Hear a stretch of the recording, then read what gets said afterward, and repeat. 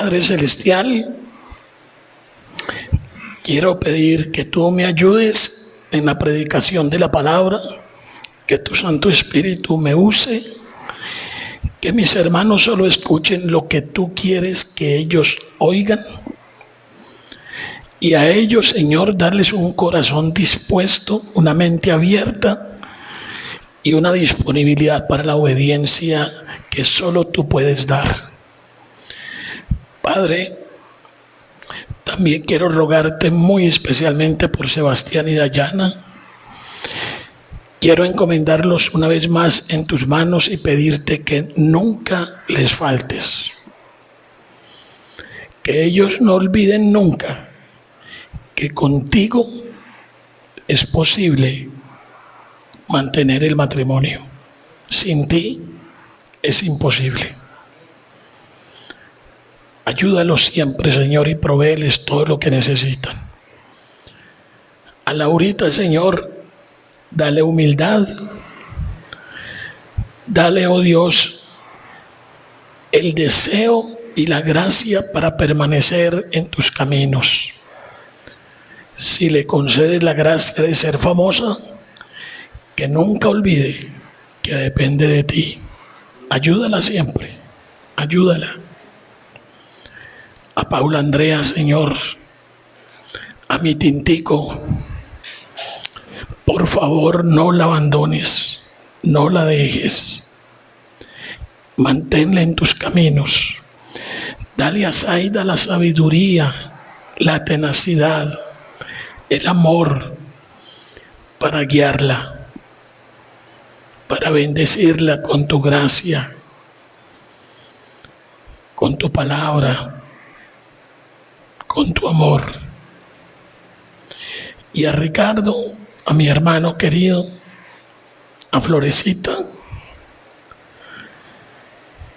Padre, que te honren y te glorifiquen por otros 50 años.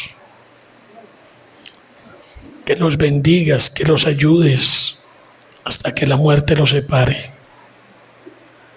Que sean un testimonio vivo para muchos, Señor, en esta tierra, de cómo se lleva una relación matrimonial.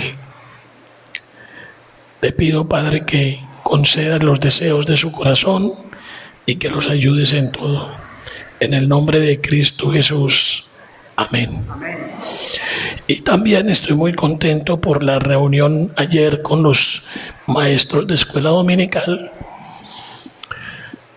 Lástima que no estuvieron todos, pero espero que haya sido absolutamente justificable la ausencia a un encuentro después de 2 años.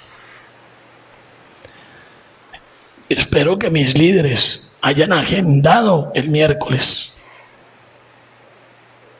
porque les avisé con suficiente anticipación. Aquí, en este lugar, a las 7, en mi casa, a las 7 de la noche, el miércoles, todos los líderes, todos los que tienen responsabilidades en la iglesia.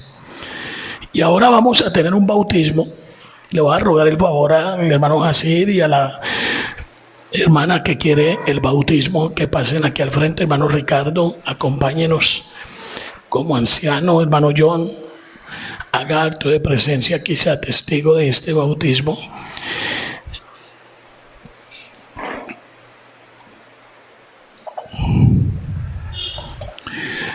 Y la única condición para recibir el bautismo es que tú confieses y des testimonio de tu fe en Cristo.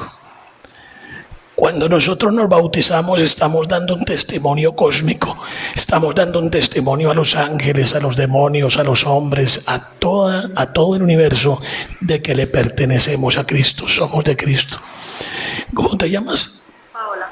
Paola, también hay muchas Paulas en esta iglesia. ¿Paola qué? Paola Vargas. Paola Vargas. ¿Estás convencida y segura de que Cristo es tu Salvador personal? Si murieras en este momento, ¿te irías al cielo? Por la obra de Cristo. Amén, amén. Me gusta que haya sido determinada en eso. El bautismo no te salva, ya eres salva. Ya fuiste limpia por la sangre de Cristo y por el testimonio que has dado públicamente de que tú crees en Cristo como tu Salvador personal. Yo te llamo a las aguas del bautismo. Te inclinas un poquito. Paula, yo te bautizo en el nombre del Padre, del Hijo y del Espíritu Santo. Amén. Vamos a orar. Padre Celestial, que este testimonio que ha dado Paula y el haber pedido voluntariamente el bautismo sea, oh Dios, el paso para continuar de tu mano todos los días de su vida y para depender de ti. Asístela, Señor, con tu gracia, con tu poder y tu misericordia, y no la dejes ninguno de los días de su vida. La dejo en tus manos, en el nombre de Cristo Jesús. Amén. Espero no estar equivocado, pero tú eres la futura esposa de Diego Jacir. O sea, es la futura nuera del hermano Jacir. Entonces, ¿cuándo va a ser el matrimonio? En enero, si Dios lo permite. En enero. Otro matrimonio. Aleluya. La felicito. Un aplauso, por favor, para ella. Ya puedo.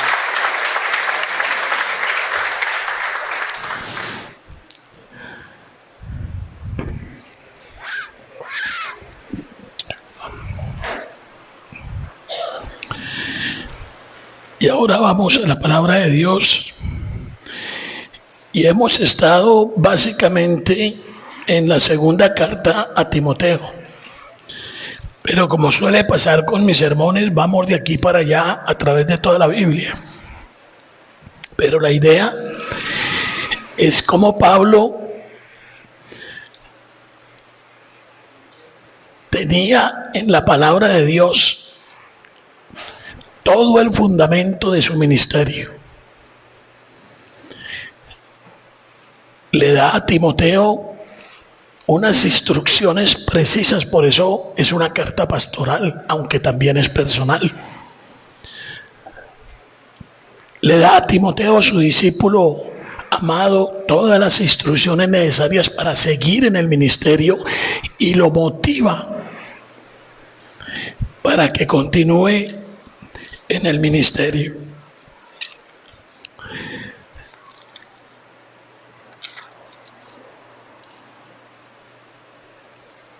La segunda carta de Pablo a Timoteo es una carta que enseña que la verdad no es solamente algo en lo que se cree, sino algo que es para seguir, algo que es para obrar, algo que es para obedecer. Santiago nos dice muy claramente, no son los oidores de la palabra, sino los hacedores. Entonces, como yo soy tan amigo de las preguntas retóricas, la pregunta obligada es, ¿qué somos nosotros? ¿Oidores o hacedores? A mí no me gusta que me cambien mucho la fórmula de Dios añade gracia por la lectura de su santa palabra. Hay unos que le añaden otras cositas y le ponen otras o se rebuscan otro. Pero hoy me encantó lo que le añadió la familia Méndez, el Padre y el Hijo. Dicen, Dios ha añadido gracia por leer y oír la palabra de Dios. Javier, yo creo que le tenemos que añadir una tercera cosa. Dios ha añadido gracia por leer, oír y hacer la palabra. Pero la verdad es, mis queridos amigos, mis queridos hermanos, que solo el oír la palabra da gracia. Usted no es el mismo y usted no es la misma después de oír la palabra o leer la palabra. O usted está más limpio o usted está más perdido, pero no es el mismo. Porque usted oye la palabra para fe o oye la palabra para endurecimiento de su corazón. Una de las dos. Si usted cierra su corazón a la palabra, lo que está acarreando con la palabra es juicio. Pero si usted tiene un corazón dispuesto para la palabra y una mente abierta para la palabra, usted está recibiendo gracia y más gracia. No es solamente algo para creer, es algo para seguir. Vayan a 2 de Timoteo, capítulo 2, versículos 17 al 18, o 17 y 18.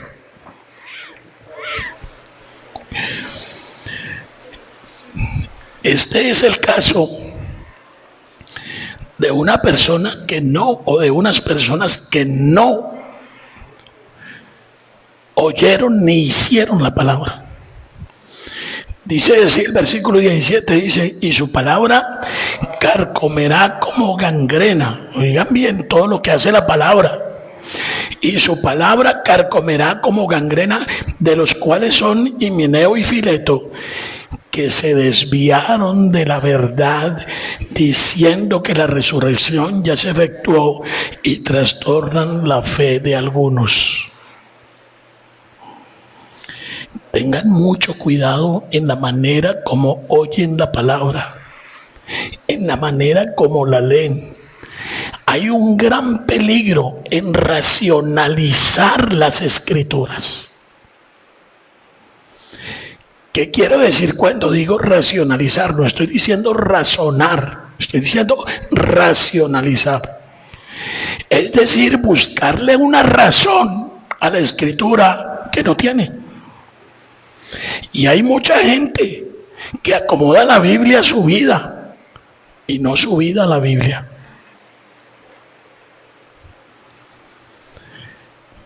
Miren la expresión tan fuerte: los que se desvían, los que tergiversan, los que cambian la palabra. Eso es como gangrena. ¿Algunos de ustedes han visto una herida con gangrena? Cuando me hicieron mi primera cirugía de garganta en Cúcuta hace muchos años, hace más de 43 años, me tocó en el cuarto del hospital con un señor que tenía una pierna con gangrena. Y esa noche que me metieron a mí al lado de él ahí en el cuarto, el señor, muy dicharachero, muy alegre, conversó conmigo mucho rato, pero al otro día, cuando yo me desperté de mi cirugía, que fue muy temprano, él ya no tenía la pierna.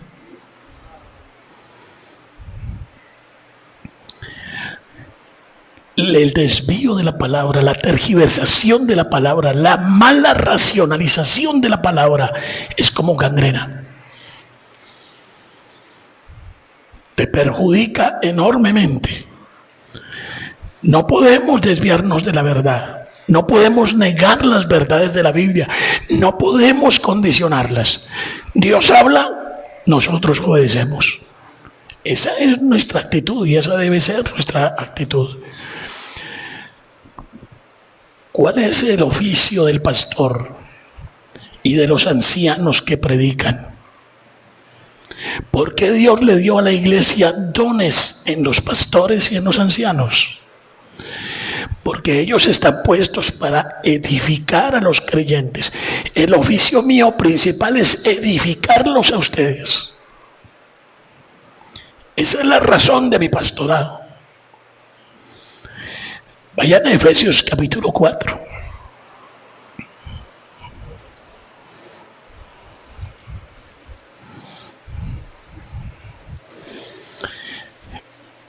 Miren ahí a partir del versículo 12. En el 11 dice que nos constituyó pastores y maestros.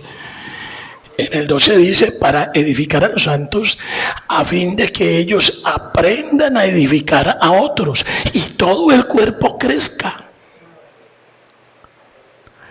hasta que lleguemos a la plenitud de la estatura de Cristo. A la estatura. Yo les he dicho, eso no lo lograremos durante la vida. Eso lo lograremos cuando estemos allá. Pero mientras estamos aquí, el oficio de los pastores y el oficio de la iglesia es que todos nos edifiquemos. Que yo les enseñe a edificar y que todos nos edifiquemos para que crezcamos a la figura, al nivel, a la estatura de Cristo. A partir del versículo 14, ahí donde están, comienza la Escritura a mostrarnos lo que arroja la madurez, lo que arroja el hecho de que nosotros nos parecemos más a Cristo. La primera cosa, estabilidad. Ya no estamos dudando de la doctrina. Hoy no creemos una cosa y mañana otra, no, tenemos una doctrina firme, fija y bien fundamentada. Y nadie nos mueve de ahí. En la viña del Señor se ve de todo, ¿no? Aquí había una señora en esta iglesia con una capacidad de liderazgo extraordinaria, pero desafortunadamente mal aplicó su liderazgo. Pues la señora se fue a esta iglesia enojada, brava, como se van muchos, qué pesar. Y se inventó su propia iglesia. Ahora tiene su propia iglesia. El primer pastor de esa iglesia fue su nieto. Ahora, según me cuentan por ahí, es ella. Pero bueno, la estabilidad de la doctrina es el primer síntoma de madurez en una persona. Y usted no puede cambiar la doctrina porque se enojó con el pastor. Usted no puede cambiar la doctrina porque no le gustó lo que se cantó. Usted no puede cambiar la doctrina porque en la iglesia hicieron un arbolito de Navidad. Usted no puede cambiar la doctrina por cualquier circunstancia. La doctrina es la doctrina. La palabra y la palabra. Miren lo que dice en el versículo 15. Otro fruto de la madurez, siguiendo la verdad en amor. ¿Para qué seguimos la verdad en amor? Para que crezcamos en todo, en aquel que es la cabeza, esto es en Cristo. Hermanos, ¿cómo somos salvos? Por la palabra. La fe es por el oír y el oír por la palabra. ¿Cómo somos santos? Por la palabra. ¿Cómo crecemos? ¿Cómo somos maduros? Por la palabra. ¿Cómo resolvemos nuestros conflictos de fe, de duda, de temores, de angustias, de problemas? Con la palabra. Quiero que les quede claro esto. Ningún pastor, ningún consejero, ningún psicólogo tiene la varita mágica para arreglarle sus problemas emocionales, mentales, afectivos o económicos. Tampoco los de salud. Pero la palabra, sí. La palabra, sí. La palabra limpia. La palabra es una espada de dos filos que penetra hasta el alma, que parte los huesos, que nos hace añicos, que nos muestra lo que somos y nos dice lo que hay que hacer. Alguien compartió un video extraordinario esta semana. A veces se les cuelan cosas buenas, a veces se les cuelan cosas que yo creo que ni ustedes ven, sino que las comparten. Les gustó el título y ya. No, examine lo que va a compartir. El video muestra a un viejito español. ¿Cómo se llaman esos que hacen cerámica? A un alfarero. Y el alfarero está hablando de por qué la metáfora de que Dios es el alfarero y nosotros somos el barro. Y él está armando, él tiene una destreza extraordinaria. Él está armando un vaso precioso y lo está haciendo muy bien y de pronto él dice, no, pero me quedó con defectos. Entonces, ¿qué es lo que hago? Yo cojo el barro, lo desbarato, vuelvo y lo amaso otra vez lo pongo en su sitio y lo vuelvo a poner en mi rueda y lo perfecciono. Dice, eso es lo que hace Dios con nosotros. Dios cada rato te pone en problemas. Dios cada rato te pone en prueba porque está simplemente desbaratando el vaso, lo está sometiendo a un proceso doloroso, lo está volviendo a hacer consistente, lo está volviendo a poner en la rueda y lo está perfeccionando.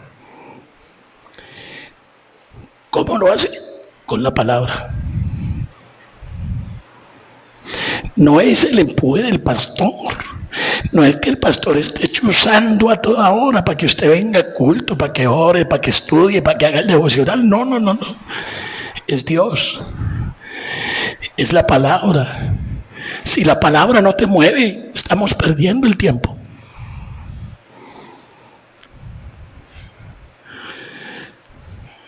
¿Cuál es el gozo de un ministro? ¿Cuál es el gozo de un pastor?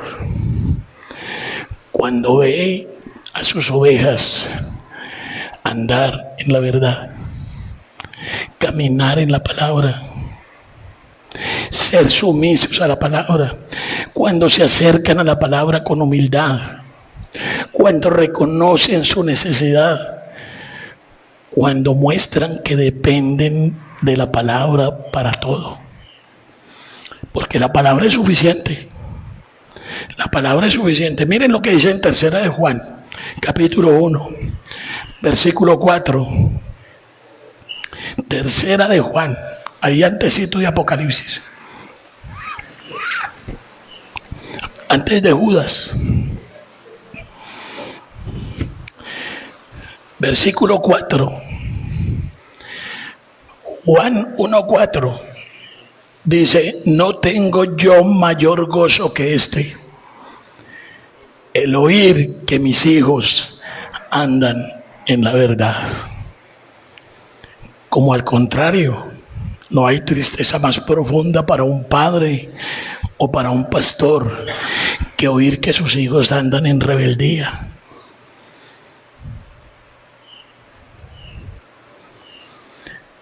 Pablo nos muestra en la carta a Timoteo la confianza en la autoridad de las Escrituras. Y esto es el culmen del sermón. Y espero que el Señor hoy sí me permita concluir esta serie de sermones sobre la palabra. La confianza en la autoridad de las Escrituras. Pero antes de ir a la confianza en pleno, vamos a mirar la importancia de la instrucción temprana de los niños, pero en la palabra. Yo no sé, mis hermanos, si les va a sonar a reproche, pero ¿cuál es su gran preocupación con el bebé que ya tiene 2 años, 3 años? ¿Cuál es la gran preocupación? ¿En qué colegio lo meto? ¿Dónde lo llevo? ¿Cuál es el más cachezudo de todos aquí en Villavo?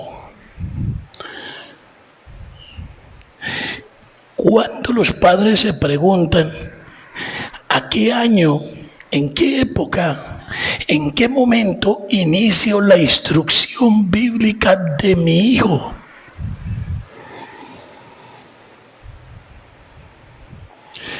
Hágalo doctor, y después de doctor hágalo PhD, y después de PhD hágalo lo que usted quiera, pero sin Dios, sin su palabra, será un desastre. ¿Qué están haciendo los intelectuales de hoy en día? ¿Qué están haciendo las grandes mentes de hoy en día? Ateizando el mundo, alejando a Dios. Como les decía en el programa radial esta mañana, estamos en campaña política. ¿Qué están mirando de los candidatos o de los posibles candidatos? ¿Están mirando cuánto temen a Dios? ¿Están mirando cuánto dependen de Dios? ¿Están mirando qué condiciones morales tienen? ¿O simplemente vamos a ir al mismo cuento de cada 4 años? Porque el país es laico. ¡Qué meta del diablo tan grande! Colombia, laico, ya no es el país del Sagrado Corazón, ahora es laico. Es decir, Dios no se mete aquí. Y nosotros los cristianos seguimos tranquilos en las iglesias, mientras que el país se ateiza cada día más rápido. Será un desastre, como será un desastre para el mundo. La instrucción temprana de los niños, para que en su vida adulta respondan a la verdad con amor. Ustedes todos saben Proverbios 22:6. Instruye al niño cuando ha de ser instruido, cuando es instruible, para que cuando llegue a ser viejo permanezca en el camino. Yo les he enseñado. Yo soy maestro viejo, yo soy bachiller pedagógico, yo soy filósofo, yo he hecho pedagogía toda mi vida. Si usted no gana a su hijo en los primeros 5 años de su vida, lo pierde.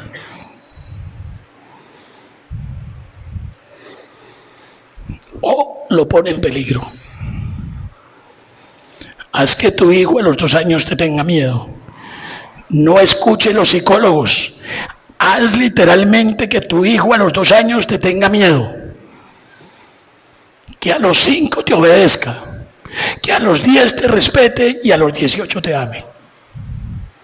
Y habrás ganado a tu hijo. Padres que enseñan a sus hijos y son muy sabios para enseñar a sus hijos, pero no deben olvidar el Salmo 133. Hay que enseñar a los hijos en y por y para la iglesia. No podemos volvernos islas, no somos islas, pertenecemos a un cuerpo. Hay que hacerlo a través de la iglesia. Hay que hacerlo a la sombra de la iglesia.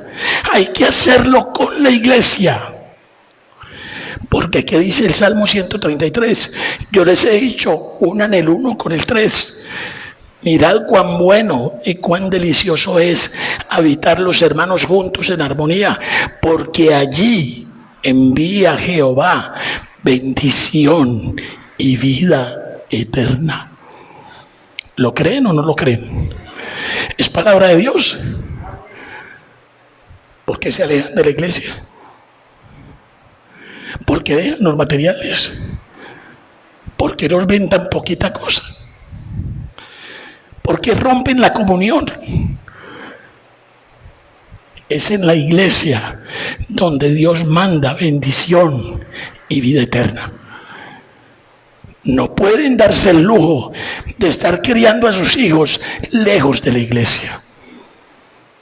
Que comiencen a mirar la iglesia como un artefacto, como un prendedor que me lo pongo en el bolsillo de vez en cuando un domingo y me lo quito después.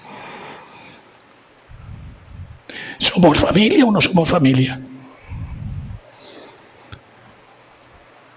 ¿Verdaderamente somos la familia de Dios? Eso es lo que la Biblia dice, que somos la familia de Dios. Ahora, ¿qué crees tú?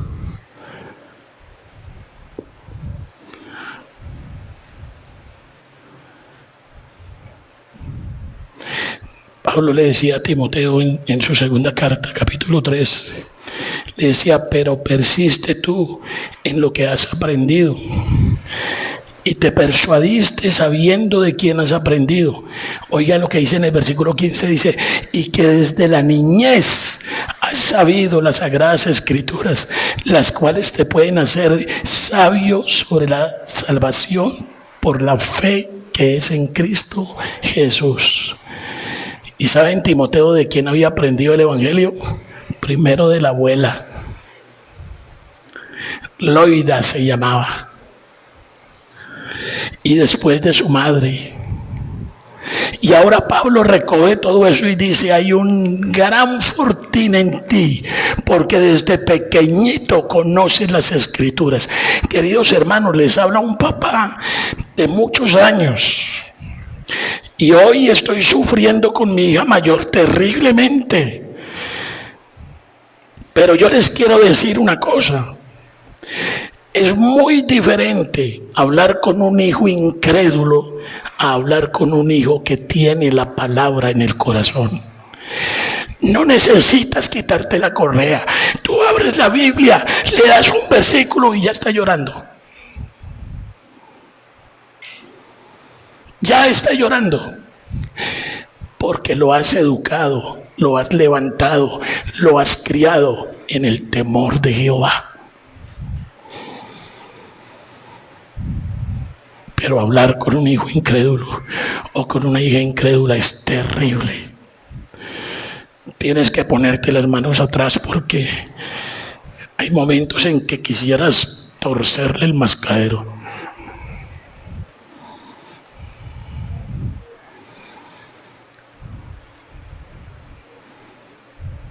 La educación temprana, la suficiencia de las escrituras. Mis queridos hermanos, ¿cómo quiero terminar hoy? Vamos a 2 de Timoteo capítulo 3.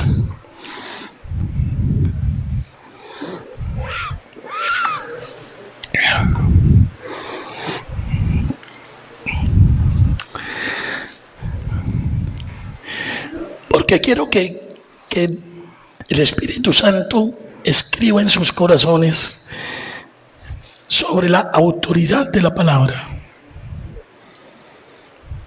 No hay otra forma. No hay otra forma. 2 de Timoteo 3:16, ustedes lo saben de memoria.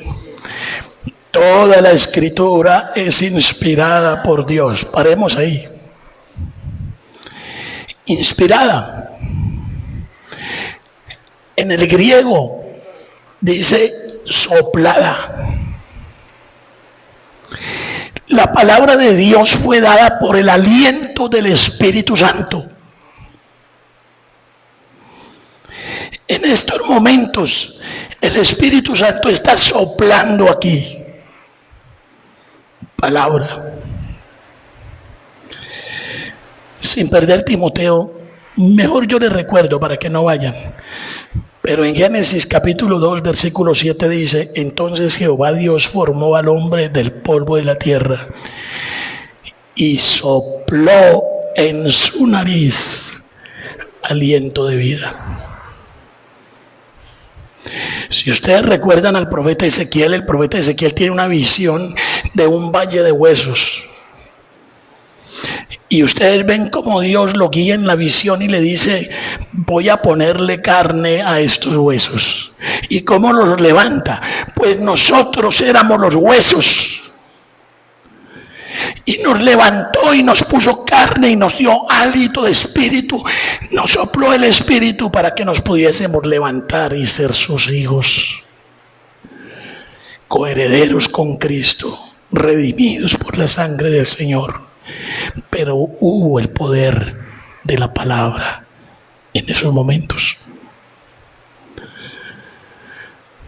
Les vuelvo a repetir, su matrimonio está que se muere o está ya boqueando, está más del lado de los muertos que de los vivos. La palabra tiene el poder para resucitarlo. Solo la palabra. Ningún consejo, ningún psicólogo podrá sanar el montón de heridas que usted ha acumulado durante todo su matrimonio sin arreglar cuentas cortas, sin perdón, sin reconciliación, sin benignidad, sin bondad, sin gozo. Solo la palabra. ¿Tienes un vicio? ¿Hay algo en tu vida que no te deja levantar cabeza? Drogas, alcohol, cigarrillo, pornografía, juego, la ludopatía sí que es, y ahora con internet, Madre Santa.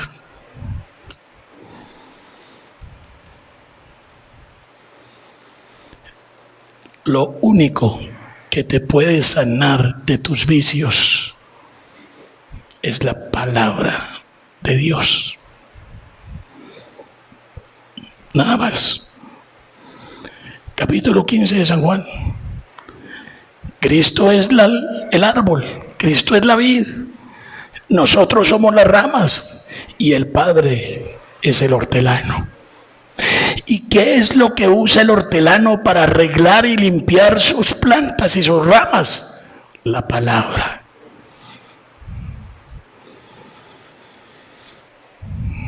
Yo le pido perdón a mi Dios por no haber sido más enfático en mi ministerio acerca de la suficiencia de las Escrituras. Perdí demasiado tiempo. Toda la Escritura es inspirada por Dios y útil para enseñar, para redarguir, para corregir a los hijos, para corregirnos a nosotros mismos, para instruir en justicia. No vamos a dejar este tema muy rápido, todavía tengo 10 minuticos, gracias a Dios. La Biblia tiene toda la autoridad de Dios y es inerrante en su totalidad, no contiene errores.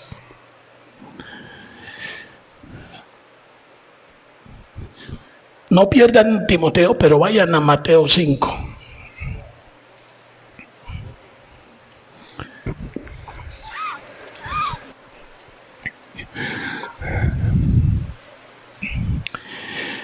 Dijo Cristo, Mateo 5, 17, versículo 17, dice: no penséis que he venido para abrogar, para quitar, para abolir la ley o los profetas. No he venido para quitar, ni para abolir, ni para abrogar, sino para cumplir. Con esa expresión, Cristo estaba autenticando el Antiguo Testamento. El Antiguo Testamento no contiene errores. El Antiguo Testamento fue mal interpretado por los escribas y los fariseos, pero no contiene errores. Es la palabra de Dios, no tiene errores. El contexto es muy interesante, el contexto de Mateo, ¿no? Si ustedes ponen los ojos en el versículo 13, dice: ustedes son la sal de la tierra,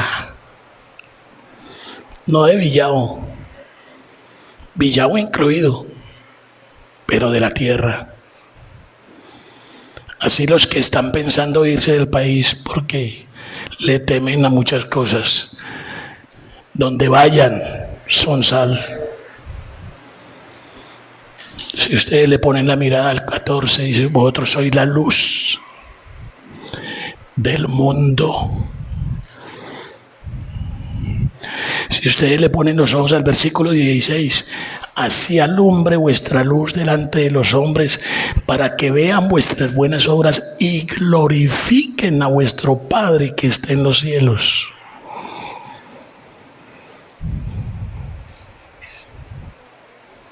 Si ponen los ojos en el versículo 18. Porque de cierto os digo que hasta que pasen el cielo y la tierra, ni una jota ni una tilde pasarán de la ley, hasta que todo se haya cumplido. Y si ponen los ojos en el versículo 20, el versículo clave de la porción: porque os digo que si vuestra justicia no fuere mayor que la de los escribas y fariseos, no entraréis en el reino de los cielos. Si vuestra justicia no es la justicia de Cristo, no entraréis en el reino de los cielos. ¿Por qué? Porque los fariseos nunca vieron al Mesías. Los escribas, los judíos en su mayoría, a ellos fue y ellos no le recibieron. Ellos siguieron en su propia justicia. El error de los escribas y fariseos de la época de Cristo es que ellos andaban en su propia justicia. Como hoy muchos dicen: yo soy bueno, yo soy más santo que usted, yo no fumo, yo no tomo, yo no escucho música, yo no hago esto, yo no hago lo otro. Si vuestra justicia no es la justicia de Cristo, no entraréis. Así no fume, no tome, no baile.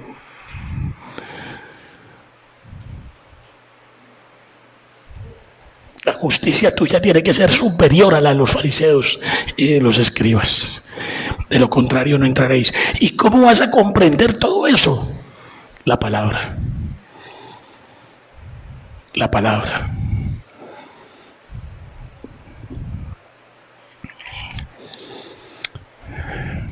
Invirtamos estos últimos minutos en lo que dice entonces allá en 2 de Timoteo 3:16. Toda la escritura es inspirada por Dios y es útil para enseñar, para redarguir, para corregir, para instruir en justicia. ¿De quién? De Cristo, claro, amén. La palabra no te lleva a ninguna otra justicia, sino a la justicia ¿de quién? De Cristo. Y esa es la que necesitas para entrar en el reino de los cielos. Enseñar, redarguir, corregir, instruir, es todo el círculo del aprendizaje. Es todo el elemento del entrenamiento. Es todo el elemento de la capacitación. ¿Cuál es la única y verdadera justicia? La justicia de Cristo. No hay otra. Primera de Juan capítulo 2 versículo 6 dice: el que dice que permanece en Cristo debe andar como Él anduvo, en justicia. Cristo dijo: yo soy el camino. Cristo dijo: yo soy la verdad. Cristo dijo: yo soy la vida. Ese famoso yo soy, ese gran yo soy, ese venerable y grandísimo yo soy que solo le pertenece a Dios. Y Cristo dice: yo soy el pan de vida. Y en otra parte la escritura dice: no solo de pan vivirá el hombre, sino de toda palabra que sale de la boca del Señor. Hermanos, no es un reproche, porque yo a veces hago lo mismo, pero si es reproche es para mí también. El 90%, ya le estoy subiendo el 10%, el 90% de su vida usted la gasta, no la invierte, la gasta en el pan que perece.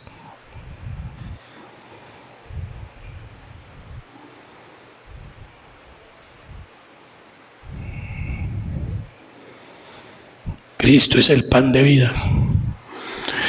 Cuando usted celebra la Santa Cena, usted oye y escucha que dice que Cristo, la noche en que iba a ser entregado, ¿tomó qué?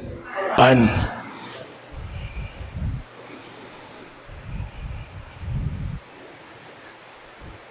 Lo partió, lo dio a sus discípulos y le dijo: este es mi cuerpo, que será entregado por vosotros, pan de vida, el pan del cielo. ¿Por qué nos instruye Dios con su palabra en toda justicia? 2 de Timoteo 3:17. A fin de que el leonel de Dios sea perfecto, enteramente preparado para toda buena obra. Perfecto, maduro, capacitado. A fin de que Tomás sea maduro, sea perfecto, enteramente preparado para toda buena obra. Hermano, usted no puede decir: yo no puedo, yo no soy capaz, me quedó grande, el Señor me abandonó. Eso no puede decirlo. El problema es que usted no come. El problema es que usted es un anoréxico espiritual. Si la palabra de Dios no se vuelve una necesidad, como es la necesidad de comer y de beber, esto no surte efecto. Esto no da resultado. porque todo está hecho por Dios y todo está entregado a nosotros en ese pan de vida. Romanos 8:29, porque a los que antes conoció, también los predestinó para que fuesen hechos conformes a la imagen de su Hijo, para que Él sea el primogénito entre muchos hermanos. ¿Qué tanto se parece tu esposo a Cristo? ¿Qué tanto se parece tu esposa a Cristo? ¿Qué tanto se parece tu pastor a Cristo? ¿Qué tanto ha crecido? Efesios 4:13, hasta que todos lleguemos a la unidad de la fe y del conocimiento del Hijo de Dios, a un varón perfecto a la medida de la estatura de la plenitud de Cristo. Filipenses 1:9, y esto pido en oración, que vuestro amor abunde aún más y más en ciencia y en todo conocimiento. Conocimiento, ¿cómo viene el conocimiento? Por la palabra. Y esta es la vida eterna, que te conozcan a ti, el único Dios verdadero, y a su Hijo, a Jesucristo, a quien tú has enviado. ¿Qué hago para que ustedes estudien? ¿Qué hago para que se vuelvan fanáticos de la palabra? Me arrodillo, les ruego. Por favor. Quiero morirme con el gozo de una iglesia que cree a pie juntilla en la suficiencia de la Escritura, no en bobadas, no en sentimientos, no en emociones, en la eficacia de la palabra. Dios te dio todo. Dios te capacita. Dios te hizo parte de un cuerpo. Dios te dio dones. Y Dios te dice, use esos dones en el cuerpo. No por fuera del cuerpo, en el cuerpo. ¿Para qué? Para que su amor sea sin fingimiento.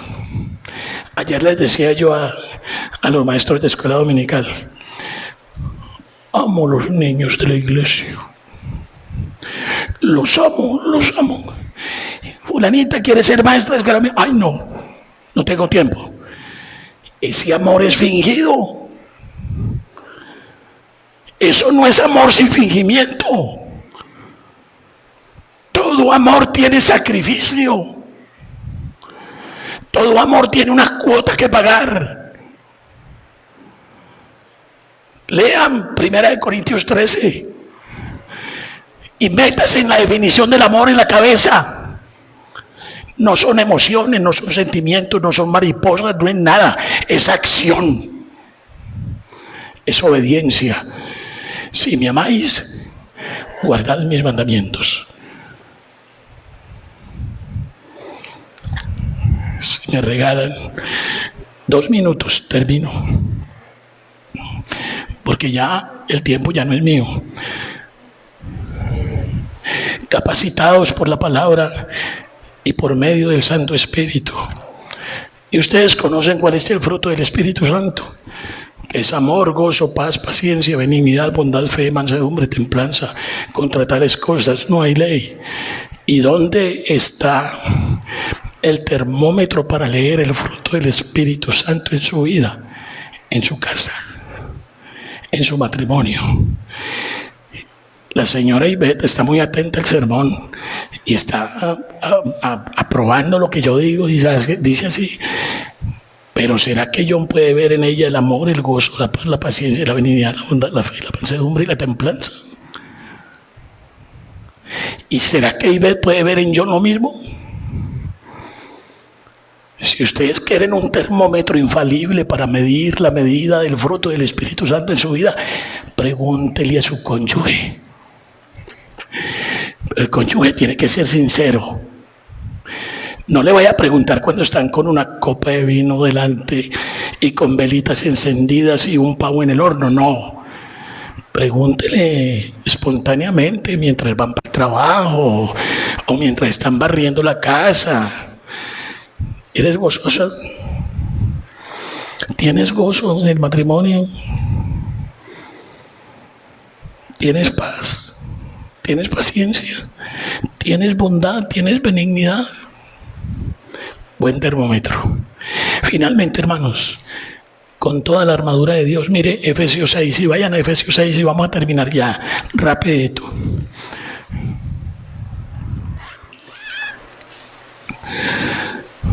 Porque es que oyendo tanta cosa, ¿no? Que en la iglesia no hay esto, en la iglesia no hay lo otro, que en la iglesia por aquí, que en la iglesia por allá. Dice en versículo 10, dice, por lo demás, hermanos míos, fortaleceos en el Señor y en el poder de su fuerza. Versículo 11, dice, vestíos de toda la armadura de Dios para que podáis estar firmes contra las acechanzas del diablo. Versículo 12, la gran declaración, porque no tenemos lucha contra sangre y carne, sino contra principados, contra potestades, contra los gobernadores de las tinieblas de este siglo, contra huestes espirituales de maldad en las regiones celestes. Usted no está peleando con su esposa, usted está peleando con el diablo. Usted no está peleando con su esposo, usted está peleando con el diablo. Y no lo mire a él como el diablo. Pero ¿qué le dice Dios sobre la armadura? ¿Qué le dice? Versículo 13. Por tanto, tomad toda la armadura de Dios. Y en el 14 dice, estad pues firmes, ceñidos vuestros lomos, ¿con qué? Con la verdad. ¿Y dónde está la verdad? En la palabra. Y vestidos con la coraza de justicia. ¿Cuál justicia? La de Cristo. ¿Y dónde aprenden eso? En la palabra. Versículo 15. Y calzados los pies con el apresto del Evangelio. Aquí le repetimos el Evangelio cada domingo y usted dice, ay, otra vez lo digo.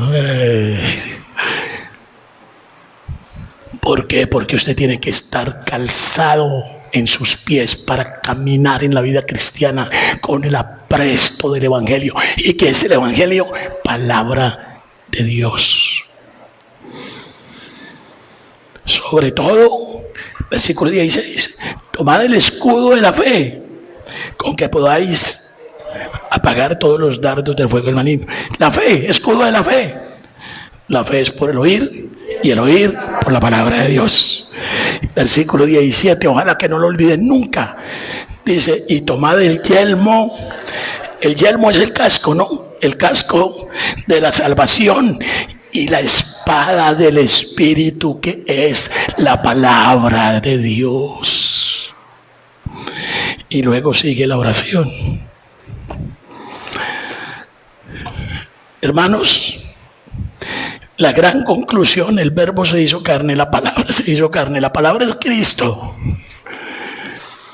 El que nos defiende, el que nos capacita, el que nos enseña, el que redarguye, el que instruye en justicia es Cristo.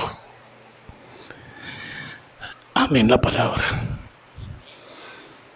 Enamórense de la palabra. No tengo nada más para dejarles. El legado de esta iglesia, crezca o no crezca en número, edifique o no edifique el edificio, debe ser un baluarte en la palabra de Dios. Amén. Padre Celestial, bendice a mis hermanos con un amor inmedible por tu bendita palabra. Que la tomen como la espada del Espíritu y como la fuente de toda gracia, porque es Cristo hecha carne. Y de Cristo, oh Dios, tomamos gracia sobre gracia. Bendice a mis hermanos con todo lo que ellos necesitan para vivir la vida cristiana y para progresar y madurar y crecer, pareciéndonos cada día más y más a la imagen de Cristo. Gracias por oír la oración y gracias por responderle y gracias por haber estado aquí con nosotros en la renovación del pacto. En el nombre de Cristo Jesús. Amén.